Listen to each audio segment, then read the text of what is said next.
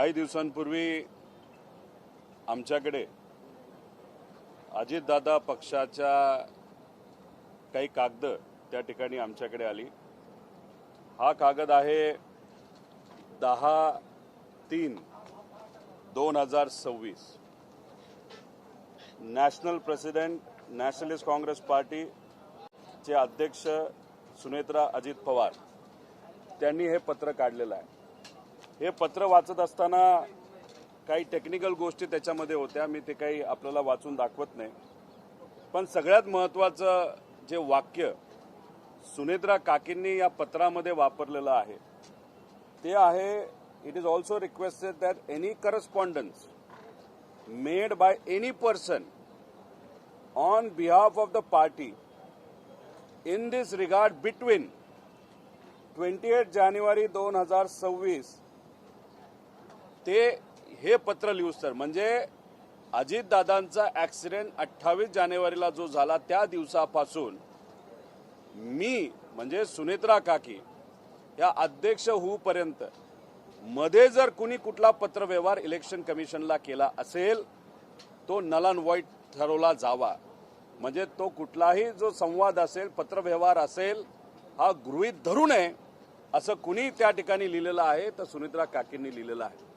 मग आम्ही आमच्या लोकांना कामाला लावलं, काही लोकांना विनंती केली, काही आपल्यासारख्या पत्रकारांशी आम्ही संपर्क साधला आणि मग काही माहिती आमच्याकडे आली। ती माहिती म्हणजे अजितदादांच्या ॲक्सिडेंट नंतर 18व्या दिवशी म्हणजे 16 फेब्रुवारी 2026 त्या दिवशी एक पत्र अजितदादांच्या पक्षाकडनं हे इलेक्शन कमिशनला देण्यात आलं।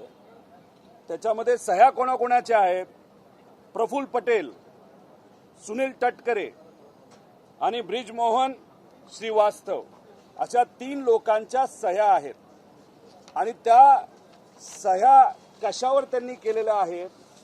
एक तर त्यांनी खोटं सांगितलं की त्यांचे जे कॉन्स्टिट्यूशन आहे, एक प्रत्येक पक्षाचं कॉन्स्टिट्यूशन असतं, हे बदलण्यात आलेलं आहे आणि त्याच्यामध्ये जे कार्याध्यक्ष असतील, नॅशनल वर्किंग प्रेसिडेंट, यांना पक्षाचे पूर्ण अधिकार त्या ठिकाणी दिले जातील।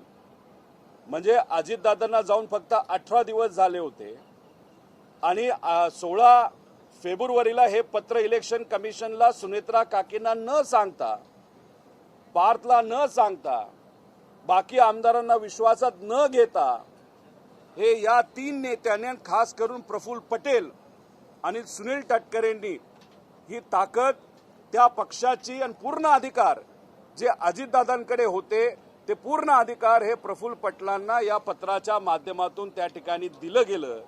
जे सुनेत्रा काकींना कळलं असावं म्हणून त्या राष्ट्रीय अध्यक्ष झाल्यानंतर त्यांनी लगेचच्या लगेच तिथं त्या ठिकाणी पत्रव्यवहार केला। आता याच्यामध्ये आपण जर बघितलं तर अजितदादा हयात असताना, अजितदादा जिवंत असताना अजितदादांच्या घराबाहेर ब्लॅक मॅजिक केलं जातं। कदाचित नाशिकचाच जो बोंधू बाबा आहे त्या माध्यमातून दादांच्या घराबाहेर तिथं काळी जादू करण्याचा प्रयत्न, नाही तर पूजा करण्याचा प्रयत्न त्या ठिकाणी होतो। मग ती काळी जादू नाही तर तो जो काय पूजा आहे त्याच्या मागे करण्याचं कारण म्हणजे पक्षावर कंट्रोल यावा, असं काय होतं का? त्यानंतर 28 तारखेला दुर्दैवी अजितदादांचा ॲक्सिडेंट झाला का घातपात झाला याची चर्चा आणि ते आम्ही सर्वजण शोधतच आहोत। पण योगायोग बघा, दुसऱ्या दिवशी म्हणजे 2 दिवसात पियुष गोयल साहेबांचं स्टेटमेंट देतं। काय स्टेटमेंट देतं? की प्रफुल्ल पटेल हे अजितदादा पक्षाचे राष्ट्रीय अध्यक्ष झालेत। ठीक आहे, त्यानंतर ते बोलले की मी चुकून बोललो, पण क्रमवारी बघितलं तर कुठंतरी असं दिसतंय प्रफुल्ल पटेल, सुनील तटकरे आणि काही मोठे इतर पक्षाचे नेत्यांमध्ये कदाचित ह्या सगळ्या गोष्टी आधीच ठरल्या होत्या। आणि मग या आधीच सगळ्या गोष्टी ठरल्या होत्या, आधीच जर ठरलं होतं की पक्षाचा कंट्रोल घ्यायचा, तर मग जेव्हा अजितदादांची अंत्यविधी होत होती तेव्हा प्रफुल्ल पटेल आणि सुनील तटकरे तिथे आले। काय हेती गुण तिथे आले होते त्याच्या मागे 27 तारखेच्या बैठकीचा पण काय हेतू होता, का डिले केलं गेलं, हे कुठं ना कुठंतरी त्या ठिकाणी तपास केला गेला पाहिजे असं आमचं त्या ठिकाणी मत आहे. त्यामुळे हे सगळे डॉक्युमेंट सोशल मीडियाच्या माध्यमातून मी आपल्यापर्यंत आणेलच, पण हे कुठेतरी सिद्ध होतं की प्रफुल्ल पटेल आणि सुनील तटकरे यांना पक्षाचा ताबा घ्यायचा होता. कारण का अजितदादा हयातीत असताना जे फालतू खर्च होते, नरेश अरोरावरचा खर्च असेल, इतरही काही खर्च असतील, काही गोष्टी पार्टीमध्ये चुकीच्या पद्धतीने होत होत्या, काही लोकांचं कर्तृत्व नसताना सुद्धा त्यांना मोठी मोठी पदं पक्षामध्ये दिली होती आणि मग दादा कार्यकर्त्यांचं आमदारांचं ऐकत होते. पण ह्या लोकांचं ऐकत नसल्यामुळे मग ह्या लोकांनाच कुठेतरी असं पाहिजे होतं का की अख्खी पार्टी आपल्या कंट्रोलमध्ये त्या ठिकाणी यावी आणि मग अजितदादांचा ऍक्सिडेंट होणं, पार्टीचा कंट्रोल करण्याचा प्रयत्न त्या ठिकाणी करणं, सुनेत्रा काकींना हे सगळं कळणं.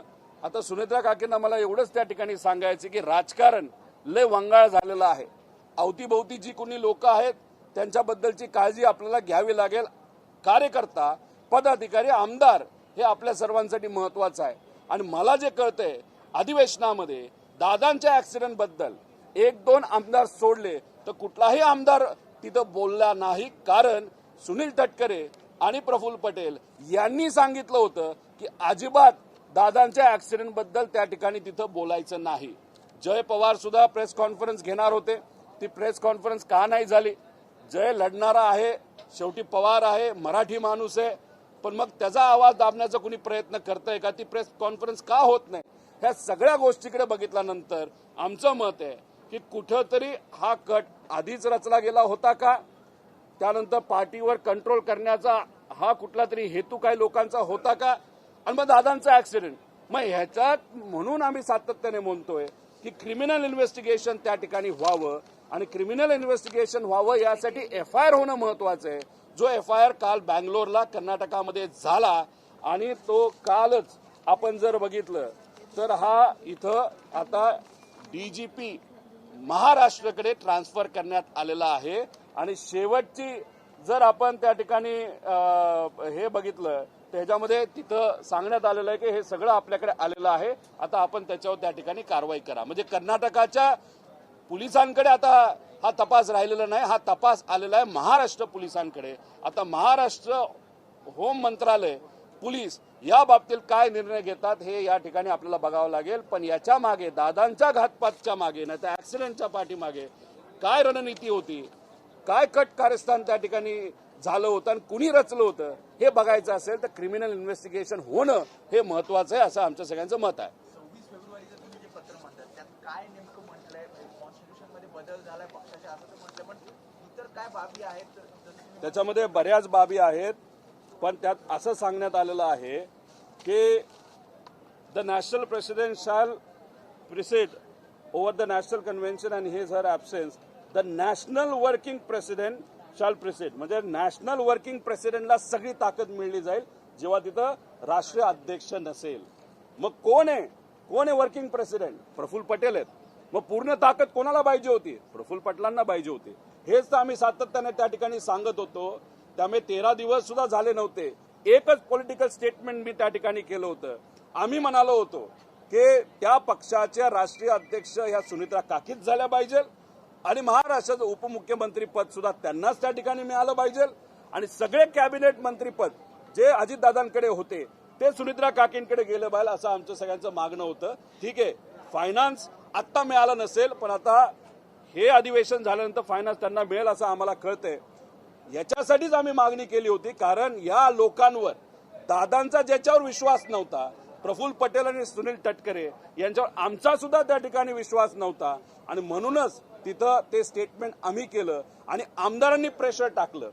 त्याच्याच बरोबर 35 आमदारांनी प्रेशर टाकलं, बाकीचे कुणी लिहिलं नसेल ती वेगळी गोष्ट आहे.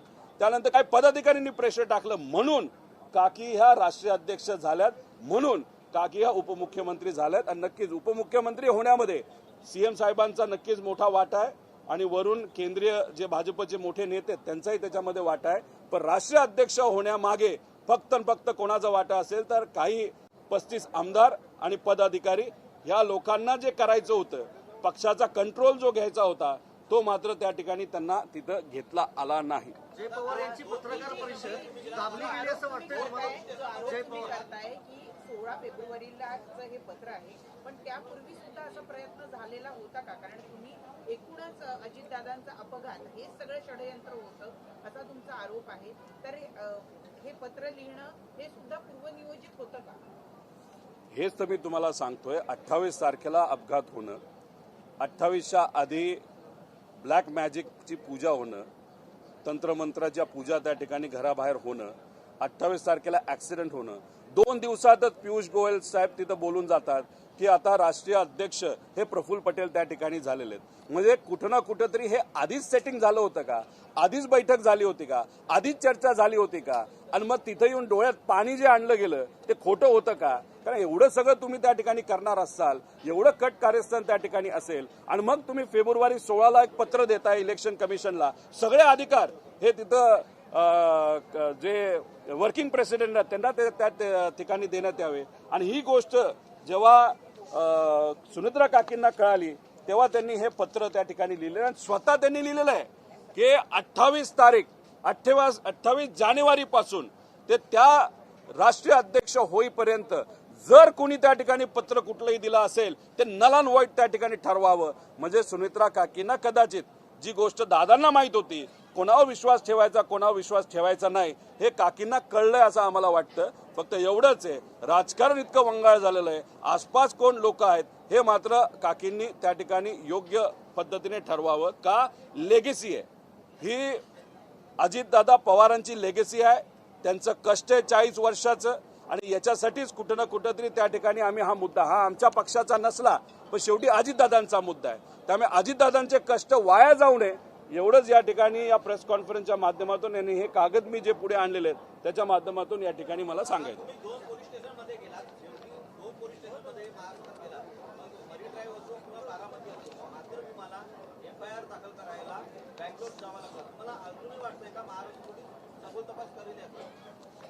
हे बघा, तपास तर महाराष्ट्रालाच करावा लागेल. ही घटना महाराष्ट्रामध्ये घडलेली आहे.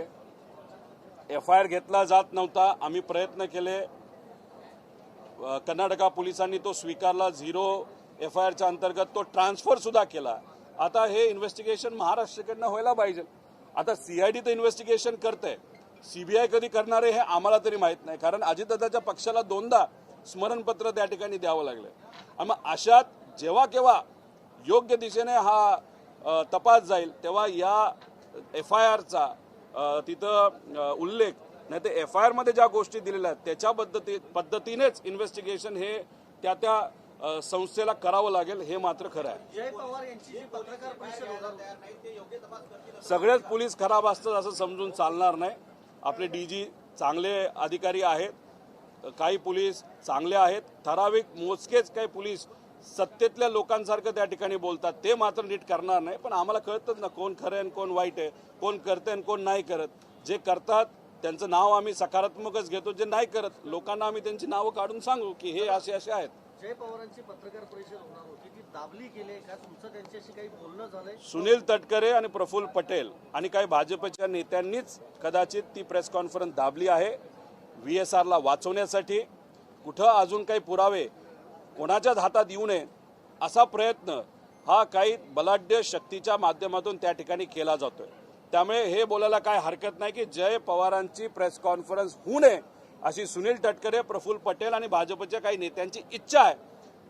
प्रश्न एवढाच आहे की दबावाच्या खाली जय पवार हे दबतील का अजितदादा जसे होते की लढायला तयार तसे ते लढतील, एवढाच मात्र फरक आहे. तो जय पवारांच्या माध्यमातूनच आपल्याला कळेल. नाही झालं. या संदर्भामध्ये आता हे जे पत्र हाती लागलेलं आहे या संदर्भामध्ये तुमचं सुनेत्रा पवार किंवा त्यांच्या पक्षातल्या त्यांची मुलं या दोघांपैकी कोणाशी काही बोलणं झालेलं आहे का? अशा पद्धतीनं जर पक्षच एक्वायर करण्याचा प्रयत्न जर केला जात होता, अजूनही ती मंडळी त्यांच्या आजूबाजूलाच आहे? बघा, कुठलाही निर्णय घेत असताना एक धाडस लागतं. निर्णय घेताना उगाचच उशीर घेऊन निर्णय घेऊन चालत नसतं, लगेच त्या ठिकाणी घ्यायचा वाटत असतो. आता ह्याला बरीच कारणं देतील की मग पक्ष कसा चालवायचा, कसं करायचं, काय. आता गोड बोलायला ते माहीर आहे. आता या बाबतीत सुनेत्रा काकी काय करतात त्यांचा तो पक्ष आहे, फक्त ह्या गोष्टी त्यांच्यासमोर याव्यात, त्यांच्यापर्यंत ही माहिती यावी, कदाचित आली सुद्धा असेल. कार्यकर्त्यांना या गोष्टी कळाव्यात. आणि अजितदादांच्या ऍक्सिडेंट मागे हे कटकारस्थान म्हणजे 28ला ऍक्सिडेंट झालेला 2 दिवसात भाजपचा मोठा नेता म्हणतो प्रफुल्ल पटेल झाले अध्यक्ष म्हणजे राष्ट्रीय अध्यक्ष आणि मग नंतर हे कागदपत्र म्हणजे कुठं ना कुठं तरी पक्ष अजितदादांच्या ऍक्सिडेंट नंतर ताब्यात घेण्याचा प्रयत्न केला का अजितदादांच्या आधीच कट कारस्थान त्या ठिकाणी प्लॅन केलं गेलं आणि त्याचाच भाग म्हणजे अजितदादांचा ऍक्सिडेंट होता. असे बरेच काही प्रश्न आहेत. जोपर्यंत इन्व्हेस्टिगेशन योग्य पद्धतीने होत नाही तोपर्यंत आपल्याला काहीच कळणार नाही. निवडणूक आयोगामधल्या आणखीन एका पत्राचा प्रामुख्यानं उल्लेख समोर येतोय. दादा गेल्यानंतर लगेचच त्याच रात्रीपासून विलिनीकरणाच्या नावाखाली किंवा आपल्या अजित पवारांच्या पक्षातले जे आमदार आहेत त्यांच्या सुद्धा संपर्क साधला जात होता आणि त्यामुळं अशा वेळेला अजित पवारांचा पक्ष हा शरद पवार यांचा पक्ष एक्वायर करेल या भीतीपोटी हे अधिकार देण्यात आले होते असा सुद्धा एक अँगल आहे म्हटलं जात आहे त्यांच्याकडनं म्हटलं जाईल. पवार साहेब बोललेत का त्याबद्दल कधी? सुप्रियाताई कधी बोलल्यात का? मी काय बोललोय का? फक्त जे इतर आमचे सर्व नेते आहेत अजितदादांबरोबर चर्चा काय झाली ही त्या ठिकाणी सांगत होते. आता याच्यात आमच्याकडे पण बरेच पुरावे आहेत पण आम्ही तो विषय पुढे आणत नाही कारण का राजकारण आम्हाला त्या विषयाचं करायचं नाही. आणि विलिनीकरण हे दादा असताना ठरलं होतं. दादांनी ते ठरवलं होतं. दादांकडे बघून ते त्या ठिकाणी होत होतं आणि दादा साहेबांकडे बघून करत होते. आज दादाच नसतील तर विलिनीकरण हा प्रश्नच राहिलेला नाही. त्यामुळे आम्ही त्या विषयावर कुठंच बोलत नाही. आणि राहिला प्रश्न त्यांना जर उद्या जाऊन आता बघू कोण त्या बाबतीत काय बोलतंय. त्यांनी जर काय खोटेपणा लोकांसमोर तिथं आणला की असं झाली चर्चा तशी झाली चर्चा त्या दिवशी झाली जेव्हा दादांचा ऍक्सिडेंट झाला मग आमच्याकडे पण काही गोष्टी आहेत. आम्ही सुद्धा खरं काय घडलं हे लोकांसमोर त्या ठिकाणी आवडून फक्त त्या घटनेचं राजकारण होऊ नये एवढी दक्षता त्या ठिकाणी आम्ही सर्वजण घेतोय. दादा तुम्ही एक महत्वाचं पत्र आणलं पण ते पत्र असं आहे की राष्ट्रीय अध्यक्ष होण्यापूर्वीचं पत्र आहे.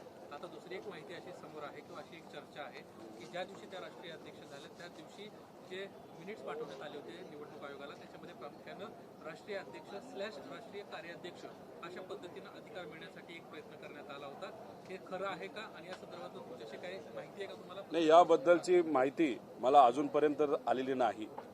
पण जी गोष्ट त्या कन्व्हेन्शनमध्ये नाही तर त्या बैठकीमध्ये ठरलीच नसेल तरी सुद्धा काही ऑफिसच्या कार्यालयाच्या लोकांना हाताशी धरून जर स्लॅश नाही तर काही विषय नाही तर थोडंसं लिखाणात बदल करून जर काही गोष्टी इलेक्शन कमिशनला पाठवल्या असेल तो फ्रॉड आहे. त्या पक्षामध्ये तो फ्रॉड झाला असं आपल्याला म्हणावं लागेल.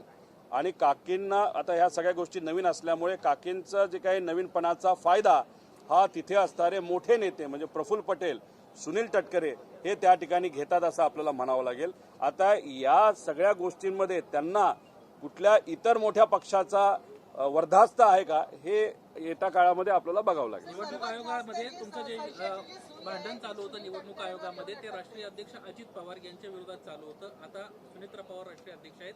आपली जी पहिली भूमिका होती पक्ष मिळण्यासंदर्भातली ती कायम राहणार आहे का? तुम्ही या संदर्भातली नव्याने याचिका केली आहे? नाही याच्यासाठी तुम्ही बघितलं असेल तर आम्ही कुठंच त्या ठिकाणी फॉलोअप करताना दिसत नाही. म्हणजे सुप्रीम कोर्टमध्ये हा मुद्दा चालत असला तरी आम्ही स्वतः जाऊन डेट द्या डेट लावा असं कुठंच तिथं त्या ठिकाणी म्हणत नाही. याच्यावरूनच काय गोष्टी तुम्ही समजून घ्या. अशा वातावरणामध्ये अशा काळामध्ये अशा पद्धतीने प्रेशराईज करणं कोर्टात जाणं डेट लावून घेणं डेट लागावेत यासाठी प्रयत्न करणं हे काय आम्ही त्या ठिकाणी केलेलं नाही. 6 महिने त्या ठिकाणी जाऊ द्या मग नंतर त्या ठिकाणी बघू. शेवटी साहेबांची तब्येत सुद्धा जेव्हा ही घटना घडली त्यानंतर भावनिक झाल्यामुळे साहेबांची तब्येत सुद्धा आपण सगळ्यांनी त्या ठिकाणी बघितलेली. आता तब्येत खूप चांगली आहे आणि मग याच्यानंतर राजकारण हे आम्ही त्या ठिकाणी चर्चेत आणू. पण आतापर्यंत राजकारणाबद्दल कुठलीही चर्चा आमच्या पक्षामध्ये त्या ठिकाणी झालेली नाही. सर्वात जास्त तटकऱ्यांवरती सुरू अटकते संशयाची कारण तो पायलट जो जिवंत आहे त्याला अमेरिकेत हलवण्यात आलं असे सूचना माहिती. विषय एवढाच आहे की कोणाकडे सुई जाती हे इन्व्हेस्टिगेशन केल्यानंतरच आपल्याला कळेल. जर इन्व्हेस्टिगेशन नाही तर तपासच होणार नसेल तर आपल्याला कुठं काय कळणार आहे. आता ती सुई तटकरेंकडे जाते प्रफुल्ल पटेलकडे जाते पायलटकडे जाते VK सिंगकडे जाते DGCAच्या कुठल्या अधिकाऱ्याकडे जाते का ती माझ्याकडे येते का ती खालून फार मुख्यमंत्र्यांपर्यंत पास वरपर्यंत जाते हे आज आपल्याला बोलता येणार नाही. विषय एवढाच आहे इन्व्हेस्टिगेशन प्रॉपरली त्या ठिकाणी होणं अतिशय महत्त्वाचं आहे. एवढंच माझं त्या ठिकाणी म्हणणं आहे. आणि कोणाला कुठेही हलवता येत नसतं. तो रोहित सिंग नावाचा जो कोणी मालक होता त्याला आता एक टप्प्याटप्प्याने त्याचे जे काही विमानं आहेत ती विमानं मात्र अमेरिकेला हलवण्यासाठी सुरुवात केली, ते डॉक्युमेंटेशन सुरू केलेलं आहे.